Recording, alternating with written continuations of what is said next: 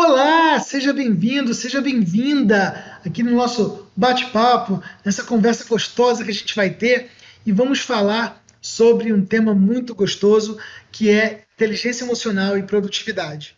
Eu sou Eric Erdi, sou executivo de uma multinacional, trabalho na área de TI, também sou escritor, já escrevi 3 livros, como coautor O Poder do Óbvio e Coaching de Carreira, e escrevi como autoria própria o Mentalidade Mais Produtiva.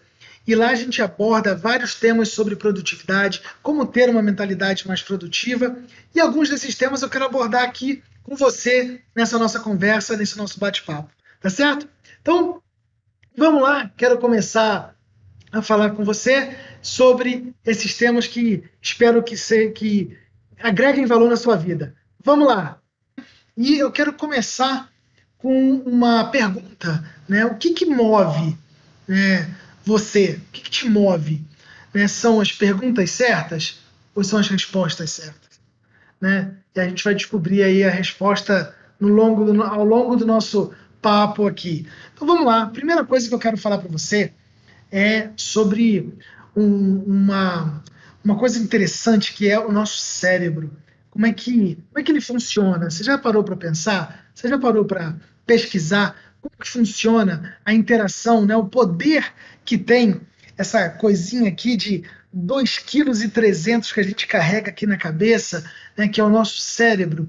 Você sabia que o cérebro ele tem 30 bilhões, né, de bits sendo processados por segundo? Falando um pouco de tecnologia, né, a gente tem cerca, né, mais ou menos 30 bilhões de bits sendo processados por segundo, com cerca de 1.000 ou 10.000 quilômetros de fios aqui dentro, né, de conexões aqui dentro da nossa cabeça. E que a gente tem, mais ou menos, né, nós, seres humanos normais, que não teve um AVC, não teve nenhum problema neurológico, a gente tem cerca de 2 bilhões de neurônios aqui, né, dentro da nossa cabecinha. E cada um desses neurônios ele tem cerca de 1 milhão de bits por segundo sendo processados em mais de 160 mil quilômetros de conexões nervosas. Interessante, né? Tudo isso dentro da nossa cabeça. Então, o que acontece? Sabe quando você se pega pensando assim: ah, eu não sou capaz, eu não sei, isso não é para mim, ai, aquela pessoa é tão mais inteligente do que eu, ela tem tão mais capacidade do que eu. Deixa eu contar uma coisa para você, já fazer o primeiro spoiler aqui. Todos nós temos a mesma capacidade, todos nós temos, tudo isso que eu falei aqui de neurônios, isso está disponível para cada um de nós. O que a gente precisa é aprender a usar isso a nosso favor, que é um pouquinho do que a gente vai conversar aqui hoje. Então, guarda essa informação, né, já quebra esse paradigma de que eu não sou capaz ou a outra pessoa é melhor do que eu. Ela pode estar melhor preparada, ela pode estar melhor, ter estudado coisas que você não estudou, ter feito conexões neurológicas que você ainda não fez, mas nada, absolutamente nada, impede que você as crie a partir de agora que você sabe disso. E você pode usar isso a seu favor. Então, assim, deixa eu te contar uma coisa. Existe uma ciência que é a ciência do condicionamento neuroassociativo. O que é isso? É justamente você criar uma conexão neurológica de uma informação nova. Toda vez que você aprende algo novo, por exemplo, essa informação que eu estou te contando agora, se você não sabia dela, nesse momento os seus neurônios acabaram de se conectar, criando um condicionamento neuroassociativo e criou essa informação agora na sua cabeça, enquanto a gente está aqui e você está me assistindo. E é assim que faz, é assim que as pessoas de sucesso fazem. Criam condicionamentos neurológicos positivos, de coisas que vão agregar valor a eles, e não de coisas inúteis, que é o que, infelizmente, a maioria das pessoas fazem. E para que esse condicionamento neurológico ele aconteça, 3 fatores acontecem nesse momento. Primeiro, tem que ser um evento singular, único, como essa conversa que nós estamos tendo. Então você está ouvindo uma informação nova, ela é única, ela é singular nesse momento. Depois, o seu cérebro ele verifica ao redor o que está acontecendo simultaneamente. E em terceiro, ele vê a coerência daquilo. Então, baseado em todas as experiências que você tem na sua vida, o seu cérebro, nesse momento, ele comparou. O que o Eric está dizendo faz sentido? Será que o que ele está contando para a gente tem coerência? Se tem, ele vai fazer esse condicionamento neuroassociativo, vai falar assim, olha, essa informação é verdadeira, ela é válida. É assim que acontece. Então, imagina agora uma criança, né, que acabou de nascer. Ela, quando nasce, ela tem o que eu chamo de o livro da vida, com todas as páginas em branco. Ela acabou de nascer. Claro, condicionamento genético, vários fatores já trazem algumas regrinhas ali pré-estabelecidas. Mas isso aí é outro assunto. Sobre isso, ele não tem regra. Ele não sabe o que pode, o que não pode, o que é certo, o que é errado. Então ele simplesmente começa a aprender. Qual é uma das primeiras coisas que uma criança aprende? Um bebezinho. Ele aprende que se está com fome, ele chora. Quando chora, a comida aparece magicamente. Uma mamadeira super deliciosa aparece naquele momento. Então, aquele condicionamento neuroassociativo acabou de ser criado. Eu choro, estou com uma dorzinha na barriga, estou sentindo algo, eu vou chorar e magicamente a comida aparece. A mamãe aparece, me dá aquele abraço, me coloca no colo, aquela coisa gostosa acontece. Ele cria esses condicionamentos neuroassociativos. Então, quem são os responsáveis por criar esses condicionamentos? O pai, a mãe, né, são os primeiros contatos de um bebê. E aí ele vai crescendo e vai criando aqueles condicionamentos. A criança cresce, aí ela vai fazer uma arte, e você, como pai, como mãe, como responsável, pega o chinelo e vai dar aquela chinelada na criança. Aquilo ele nunca viu, então ele não sabe, né? Ele não associou aquilo a uma dor, a um sentimento de tristeza, o que quer que seja. Quando ele sente a primeira vez, o cérebro também cria um condicionamento neuroassociativo, ou seja, um evento único, né? O pai ou a mãe, o responsável, levantou um chinelo, levantou uma mão para bater, para agredir. O que está acontecendo simultaneamente? Eu estava correndo, eu estava me escondendo, eu estava fazendo alguma coisa e teve coerência. Eu fiz algo e eu apanhei, né? Eu sofri uma penalidade por aquilo. Aquilo gerou um novo condicionamento. Da próxima vez que você for fazer o mesmo gesto, a criança já vai dar aquela protegida, porque ele sabe o que vai acontecer. Então isso é uma forma da gente criar esses condicionamentos neuroassociativos na nossa vida. Então, isso faz com que a gente aprenda a criar novos condicionamentos. Quer aprender alguma coisa nova? Quer fazer alguma coisa nova? Faça esses condicionamentos, crie essas condições novas na sua cabeça, estude, leia. E falando em ler, deixa eu te fazer uma pergunta agora muito interessante. Você acredita verdadeiramente? Dá uma pausa nesse vídeo e pensa no seguinte: você acredita que as palavras têm poder? Sim ou não? Se sim, eu vou te contar uma coisa super importante. Sim, as palavras têm poder. E tanto palavras positivas quanto negativas. E deixa eu te fazer mais uma pergunta, mais uma provocação. Você sabe quantas palavras existem hoje no nosso vocabulário da língua portuguesa? Então, pensa um pouquinho. Vai, pensa aí. 1.000, 2.000, 5.000, 10.000? Caramba, é muita palavra, né? Deixa eu te contar outra coisa. Existem 400, mais ou menos 435 mil palavras no nosso vocabulário. Agora, uma notícia triste. Sabe quantas palavras nós utilizamos no nosso dia a dia, no nosso vocabulário, que a gente está acostumado a usar? Só cerca de 4.000 a 5.000 palavras. Isso dá 1% de todo o potencial de palavras que a gente poderia estar usando aqui no nosso diálogo, na nossa conversa. Isso mostra o quanto nós somos pobres, né, de cultura, de educação, de conhecimento, de usar as palavras a nosso favor. E só tem uma forma hoje, ou talvez a melhor forma da gente aprender a crescer, né, em termos de conhecimento de palavras. E essa forma é ler, absorver conteúdo, buscar conhecimento. Quantos livros você lê por dia? por semana, por mês, num ano? Quantas novas palavras você aprendeu nesse início de 2021? Tudo isso é importante para que a gente possa crescer. Agora, duas dicas super importantes. Dessas 435 mil palavras do nosso vocabulário, sabe quantas palavras são palavras negativas? Palavras ruins de serem utilizadas? Mais ou menos 2.000 palavras. E sabe quantas são palavras positivas, palavras de ânimo, de força, de energia, de ação? Só metade disso. Somente cerca de 1.000 palavras. Tá vendo como a maioria de nós, seres humanos, a gente usa muito mais palavras negativas do que palavras positivas para usar no nosso vocabulário, no nosso dia a dia, para interagir com as pessoas? As pessoas estão muito negativas justamente por causa do uso dessas palavras.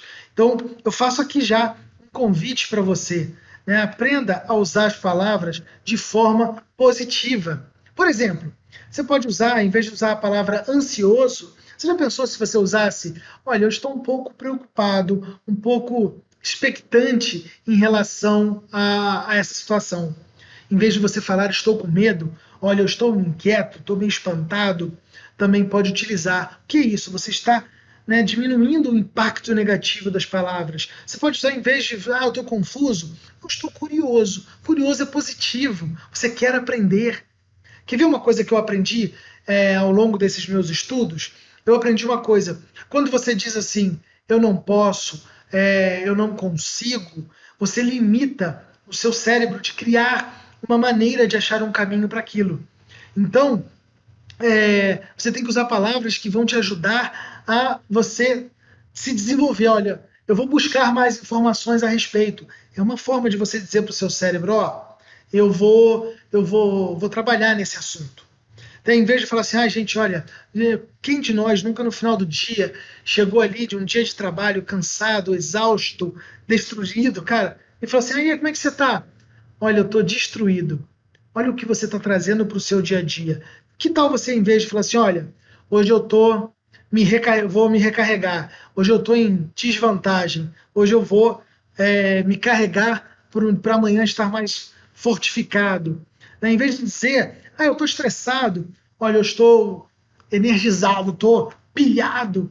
São palavras que a gente pode se acostumar a trocar no nosso vocabulário para que a gente possa se tornar algo melhor, certo? Esse é um convite bacana que eu quero fazer para você sobre palavras que a gente usa no nosso vocabulário. Isso vai ajudar muito no seu dia a dia. Além das pessoas te olharem e falarem assim, uau, não, o Eric mudou, né? Olha, agora que palavras positivas que ele usa. Isso ajuda muito no nosso dia a dia aí, tanto na empresa quanto no nosso trabalho, né? na nossa vida pessoal.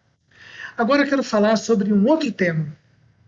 Falamos muito sobre nós, como nós nos comportamos. Agora eu quero falar o seguinte, né? Um outro processo importante para você aprender a gerenciar o seu tempo e você se tornar uma pessoa mais produtiva são dois fatores. Né? É muito comum no nosso dia a dia a gente olhar e falar assim, nossa, chega no final do dia de trabalho, olha, fiz tanta coisa, né? Me ocupei, fiquei ocupado o dia inteiro, mas não produzi nada, não gerei resultado, não gerei valor. E por que isso acontece? Porque você se ocupou, você não gerou produção, você não produziu algo que no final do dia pode ser tangibilizado. Você pode olhar e falar, olha, isso aqui não é um relatório de um trabalho, isso não existia de manhã e de acordo com a minha produtividade eu gerei esse resultado, gerei esse valor. Então, eu queria aqui quebrar alguns mitos sobre a administração do nosso tempo, queria algumas dicas, falar de 8 possibilidades de gestão de tempo, de administração do seu tempo, para a gente entender como que pessoas altamente produtivas conseguem gerar tanto resultado que a gente, no mesmo tempo, no mesmo período de tempo, a gente não consegue. Então, a primeira verdade que eu quero trazer aqui para você é: ocupar-se não é produzir. Você pode se ocupar de assunto de outras pessoas, você pode estar aqui trabalhando e uma pessoa fala assim, você pode me ajudar a resolver um problema? Você se ocupou resolvendo um problema de outra pessoa. Você pode se ocupar numa reunião uma reunião de 1 hora e não ter gerado valor nenhum, só ficou ali ouvindo. Né? Talvez aquela informação você nem precisasse dela naquele momento. Então, ocupar-se não é produzir. A segunda verdade é que as tarefas nunca vão terminar. Então, relaxa. Sempre vão ter tarefas, atividades a serem cumpridas para que você chegue no final do dia e fale assim, está tudo resolvido. Não vai estar. Né? Você vai gerar vai resolver uma tarefa, uma atividade, uma ação, e ela vai trazer outra. Não tem jeito. Né? Faz parte do dia a dia, acostume-se a isso. Uma terceira verdade, se você não tem agenda, você vai se tornar a agenda de outra pessoa. Então, cuide do seu tempo, da sua agenda, das suas ações. Né? Você determina o tempo, o horário que você vai se ocupar ou produzir ou fazer alguma coisa, certo? Se ocupar, lembra, gerando produção, gerando resultado. Quarta verdade, mais importante do que a velocidade é a direção. Às vezes você está aqui, agora eu vou fazer aquilo ali, aí você vai para essa direção, em algum momento você descobre que aquilo não é o que você queria, você volta, aí você vai para outra direção, aí você volta e você fica perdido, você não sabe para onde ir. Então, quando você traça uma linha reta, uma direção do ponto A, onde você está, ao ponto B, onde você quer chegar, e você segue o seu plano, é muito mais rápido do que a velocidade que você está caminhando para o seu plano. Quinta verdade, o maior ladrão da sua energia é pensar em algo no momento em que você não pode resolvê-lo. Uma vez eu fui viajar, e aí a minha esposa falou assim, eu queria falar com você. Eu falei, não me conta. É algo que eu tenho que resolver agora. Ela falou assim, não. Então não me conta, não me ocupa, né? Lembra que a gente falou de neurônios? Não ocupa meu tempo, meu pensamento com algo que eu não vou resolver agora. Quando eu voltar, você me conta. Quando eu voltei, no final do dia, ela disse assim, perguntei, e aquele assunto? Já se resolveu. Não me ocupei com algo que eu não resolveria naquele momento. Sexta verdade, nunca trate uma exceção como regra. Exceção é exceção, você só vai abri-la de vez em quando for necessário. Sétima verdade, a felicidade não é uma linha de chegada, ela é o próprio caminho. Então, entender que a jornada que você está trilhando, ela tem que ser agradável, ela tem que ser algo que te favoreça, que te cresça, que te evolua e que você aprenda com ela. E a última verdade, se fosse fácil, todo mundo faria, ou qualquer pessoa faria. Às vezes alguma atividade, alguma tarefa, alguma missão, ela é muito importante, ela requer qualidades, ela requer comportamentos, ela requer pensamentos que só você tem. E não vai ser fácil. Pode ser simples, mas talvez não seja fácil. Ou pode ser fácil e não ser simples. Então ela vai requerer de você um pouco mais de atenção, de tempo, de força, de vontade. Então, faça uma agenda, monte um plano, né, de como é que você vai fazer, administre o seu tempo. Por exemplo, eu gosto de todo dia de manhã, no meu café da manhã, eu gosto de planejar o meu dia e definir 5 entregáveis daquele dia. Para quê? Para que no final do dia você tenha a sensação de que você produziu, gerou resultado, gerou valor. Então, a minha recomendação é que você crie prioridades do seu dia. Faça isso na noite anterior ou faça isso de manhã. Eu gosto de fazer de manhã enquanto eu estou tomando meu café da manhã. E é muito interessante você também listar, né, 3 coisas que você tem que evitar no seu dia. Pensa um pouquinho, o que rouba o seu tempo? É o WhatsApp? É o Facebook? São as redes sociais? Né? Delimita um tempo para você dedicar a eles. Não fica toda hora olhando o WhatsApp, entrando no Facebook. Será que alguém mandou uma mensagem? Corta isso. Você está na empresa, sei lá, você tem o costume de tomar muito cafezinho? Corta eles. Né? Ou bota uma caneca de café ou de água na sua mesa para você não ter que ficar saindo toda hora. Também outra coisa, pega 3 agradecimentos pelo seu dia. Aprenda a ser grato, mas grato de verdade. O que foi bom para você hoje? Foi o seu tempo com seus colegas de trabalho? Foi poder trabalhar de casa e ter tempo para a família? Tempo para você? Foi algum recado, alguma mensagem nova que te trouxe felicidade, agradeça. Coisas simples.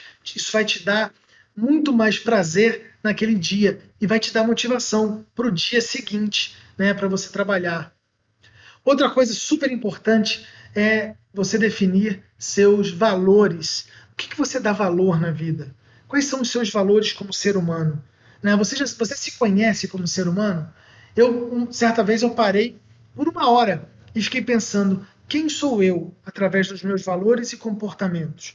E aí eu defini uma lista de 10 valores. Eu vou elencar aqui para vocês alguns deles. Então, por exemplo, ética, para mim, é um valor super importante. Eu dou muito valor a ser ético, a tratar as pessoas com ética. O segundo é o respeito. Eu gosto de tratar as pessoas com respeito e ser respeitado. Então, quando alguém infringe um desses valores, pede para eu ser antiético, ou desrespeita a mim ou alguém, isso para mim me incomoda bastante. Então, a gente começa a entender aqui por que algumas pessoas a gente gosta mais, outras a gente gosta menos, porque os nossos valores entram em conflito com os valores daquelas pessoas.